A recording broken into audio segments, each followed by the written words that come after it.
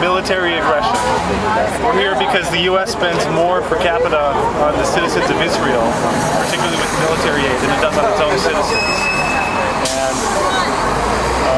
as a tax-paying citizen of the United States, I feel it's my civic duty to respond to disproportionate violence.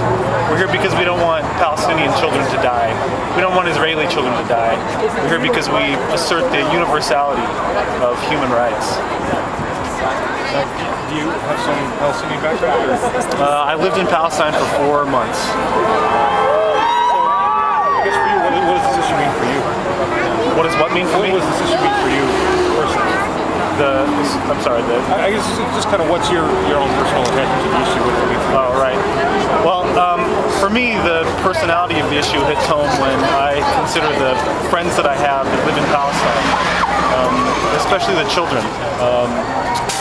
I've played with Palestinian children in the streets of Jerusalem, and I've played with Jewish children in the streets of Jerusalem. And I've seen the hatred that is rancorous on both sides.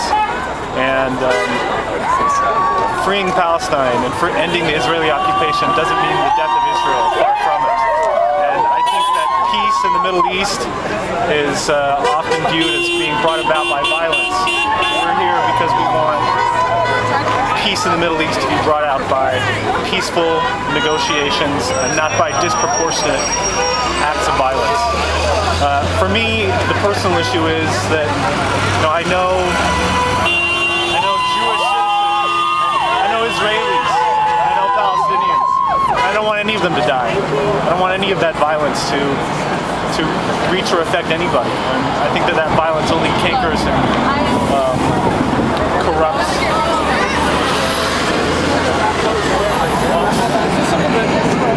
An issue that needs more awareness in Utah? Is that the part of why you guys are here?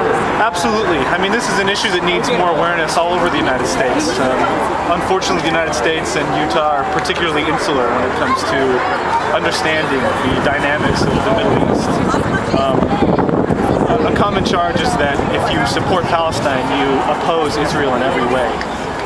That's simply not true. We want a two-state solution for the peaceful coexistence of Israel and the United States.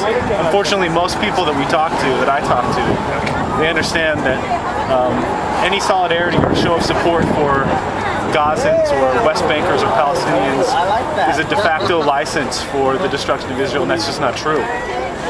Most people believe that the good guys, the good people are the Israelis, and the bad people are the Palestinians and the Arabs. It's just not true. Most people believe that all Palestinians and all Arabs are terrorists or support terrorism in every way, and it's just not true. And we're here because we want people to understand and look at the issues for themselves. They're very simple and very clear, and I think that once people look at these issues, they'll realize it's not a matter of extremism or terrorism. It's a matter of basic, fundamental universality of human rights.